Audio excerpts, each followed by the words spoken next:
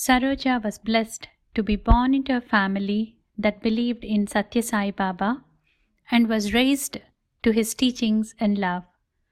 She moved to Los Angeles from Sri Lanka after her marriage. She has a Bachelor's of Science in Human Services and Master's in Marriage and Family Counseling. She has been working as an elementary teacher in the Los Angeles Unified School District for the past 22 years. Saroja has taken Swami's life message of selfless service to be her guiding compass in her life. She works and helps in all the medical camps and service activities as a Swami's instrument to assist Region 8 service projects. She has been teaching as an Balavikas teacher since 2018. Let us please welcome Saroja Perera. Vakratunda Mahakaya Surya Koti Samaprabha Nirvidnyam Kurume Deva Sarvakalesu Sarvada. My humble pranams at the lotus feet of my beloved Swami. Respected elders, brothers and sisters, loving Sai Ram to all of you. I want to thank the Arcadia Center senior officers and current officers for asking me to share the love and the glory of our dear Swami. I came to know of Swami from my birth. My parents were loving devotees of Swami. As I was growing up back in Sri Lanka, I watched my father sing bhajans and do pujas every day. He used to drive 100 miles every Thursday to go to the bhajans. He was a blessed soul. And I remember that the first harvest that he gets from the paddy fields, he took to the very famous Subramaniam temple in Kataragama and served a meal to 400 to 500 needy families twice a year. So from young age, I have seen the importance of serving the needy. What I have learned from my parents from early days was to have faith in Swami. Whatever you do and wherever you are, have Swami as your father, mother, guru, and a friend. As I grew older, I got married and moved to Los Angeles. My father had given me a picture of Swami when I left Sri Lanka. And he told me that this is your divine father now. I won't be there to help you.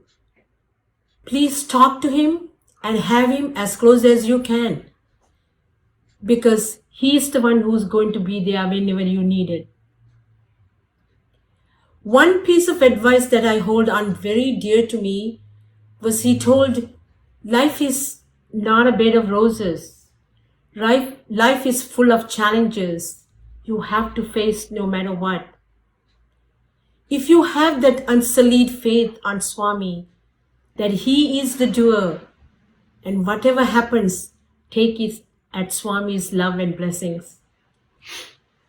We used to play the game called the snake and the ladders with my parents. That was one of my favorite games. And I remember my father used to tell me and my sister, life is like this game. Sometimes when you reach the ladder, you climb up. Same time you reach the snake, you will go down. But you are still playing the game until you reach the goal. So life is not what we think. It will come with a lot of challenges. So if you are having that strong faith in Swami, he will make sure you will reach the destination safely. Swami has been in my life as my father after I moved to Los Angeles. It's been 20 years that we have come to this center. I remember the first time I stepped into this center, bhajans were going on. And for my utter surprise, it was my father's favorite bhajan. Hari bhajan bina sukh shanti nahi, Hari naam bina anand nahi, Prema bhakti bina udhar nahi, Guru seva bina nirvan nahi. And I knew that I was in the right place. After my father passed, I took the responsibility of taking care of my mother. I always prayed to Swami to take care of my mother. So in 2004, Christmas Day, I received a call from my sister who lives in London to turn on the TV and watch what is happening. It was the tsunami. I could see the city where my mom's house in Sri Lanka was under the water. Trying to get hold of my mom for 24 to 36 hours was a very difficult. As I couldn't reach any of my relatives, I was praying at the altar for 2 days. Suddenly, I got a call from my uncle saying my mom was saved. And I was surprised to hear that because I saw the pictures of half of my house being washed away, especially my mom's room. I thought, what a miracle to hear that she's alive. What happened was my uncle visited my mom from Colombo and took her to his house to celebrate the Christmas with his family the day before the tsunami. This is just one example of how Swami shows his divine love and saved her life. So we decided to go to Sri Lanka and take my mom and my mother-in-law to see Swami and thank him for saving their lives. Swami had given both moms lots of blessings, and in return we all visited Tirupati Balaji temple too. There also Swami showed his presence and love to my family by pulling out my husband from the line and asking him to seal the kundi with his fingers and sign the document, and then giving the darshan to the temple, just my family only. They even stopped the line for 4 to 5 minutes, and we were given an escorted darshan inside the temple by the police. What a blessing from our dear Lord Sai. This has been happening every time we visit Tirupati Balaji temple after that. Another divine Leela happened when we were returning back to Los Angeles. We decided to visit my sister in London for a week. We had 13 luggages with us, and my sister advised us not to carry too many luggages because there were not any porters to help you at the Heathrow airport. Our flight landed 2 hours earlier than the scheduled time. So we were struggling with the luggages and 2 little children. At that time, my daughter was 7 years old and my son was like 8, 9 years old. We are trying to put on all the luggages on the carts, and suddenly there was a man asking whether we needed help. And he was wearing the orange jacket and told us that he was here to serve us. Both me and my husband were speechless to hear the word serve you. So he asked me to be with his children and he helped my husband to pick up all the luggages from the belt, and we told him our flight landed early and my sisters will be coming in 1 hour's time. So he took us to the cafe in the airport and asked us to be relaxed, and he went and got some snack for us. And my husband wants to pay for the snack, and he said, no, it's from him. So he sat down with us and asked where we were coming from and where we were heading to. So we told him we visited India and we are visiting my sister here, and then after 1 week we will go back home. To our utter amazement, he took a picture of Swami and asked, did you go to see him? And I said, how do you know? He didn't say a word. I opened my hand carrier and gave him a calendar of Swami and prasadam that we had from Puttapati. He was he was so happy. He said, "Thank you so much for this blessing." He was asking all the things that our experiences, what we did in Puttaparthi. He stayed with us entire time until my sister came to pick us up. And she was surprised to see a porter helping us.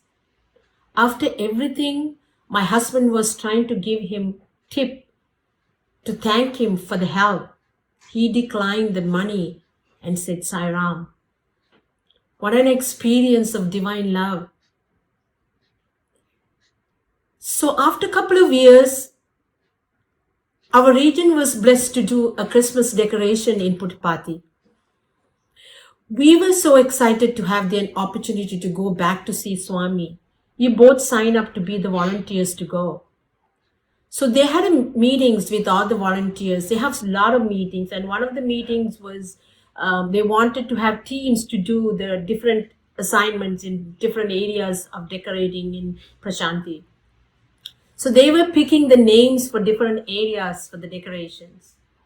I was so thrilled and felt Swami's love to hear the first name to decorate Swami's residence was my name.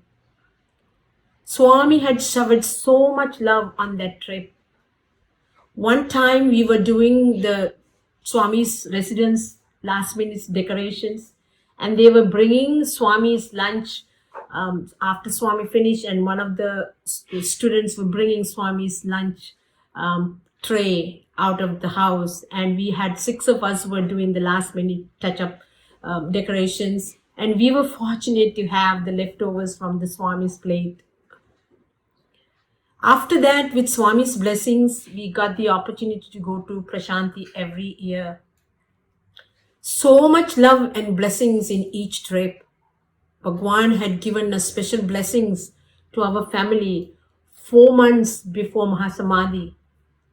It was Christmas year 2010. We were part of the International Christmas program and supposed to perform on the 26th of December. Swami came in his wheelchair where we were all sitting down to perform. He came to my daughter.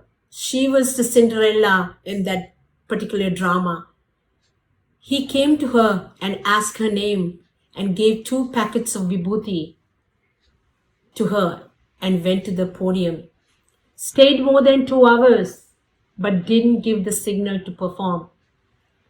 Children were a little disappointed, but then Swami said, "Tomorrow, you will perform tomorrow." So we were all happy, so we went back. We came back the next day to perform in front of the Lord of the Universe, waiting for Swami's signal. Suddenly, Swami's car came and picked up Swami, and he was rushing out of the Sai Kulwant hall and stopped right in front of our group. And Swami's window came down. He looked at our children and gave a hand signal to come. There was a little girl from Russia was sitting next to my daughter. She stood up to go. Swami said no and pointed to my little girl. So I told Saraya, "Please stand up. I think Swami is calling you." So she got up and she went to Swami's car. He asked her name and where she's from and blessed her and gave 2 more vibhuti packets. Later we heard that Swami went to the hospital because his nephew had a car accident. But Swami returned in 30 minutes and asked the children to perform. Gave the opportunity to my husband to offer and cut the Christmas cake with Swami, and Swami gave him a Pada Namaskar too. This is our Swami, taking care of everyone's needs. These are the memories we will cherish and we'll hold on to our lives, rest of our life. Even after Swami's Mahasamadhi, Swami's been showing his love and compassion in many ways. This happened 3 years ago. My husband was having a chest pains and it was getting worse. So he went to his doctor and they checked everything and said everything was okay. But the pain and the tightness didn't go away. So he requested to have an angiogram. And they found out the 3 arteries were blocked in his heart and one was 100% blockage. So they brought him back and asked us to schedule an open heart surgery. So I took the CD to a couple of other cardiologists that I personally knew, and they also reviewed the CD and advised me to do the open heart surgery. With Swami's blessings and guidance, we were introduced to one of the cardiologists who worked in UCLA, and he is the son of very ardent devotees of Swami, and he said that they do this new system called it's like basically vacuum the entire blockage without doing an open heart surgery. Within a week, it was arranged and performed by the doctors who invented the procedure. And my husband was sent home the next day. That was a miracle of Swami. Having all these doctors who had been devotees of Bhagawan and working through them, our faith got more and more stronger and realized to do his service was the number one priority in our lives. There's so many things happen in our lives that we know without Swami's love and presence, nothing would have happened. Being a Balavika teacher, Swami has given me an opportunity to practice his teachings and spread his message to his beloved children by example. We are all very fortunate to have Swami in our lives. If we can start the day with Swami and realize that we have been picked by him to be given this opportunity to serve the humanity and realize the true nature of love, so that we live in love and become of his love and light the world. In conclusion, once again, I want to thank for this opportunity to share my love to Swami, and may Swami shower his love and blessings in this coming year, and pray to keep all of us in his path and reminding our paths in our lives, and have Swami be our true companion and true love. Wish you all a very happy and a holy and a blessed New Year. Jai Sai Ram.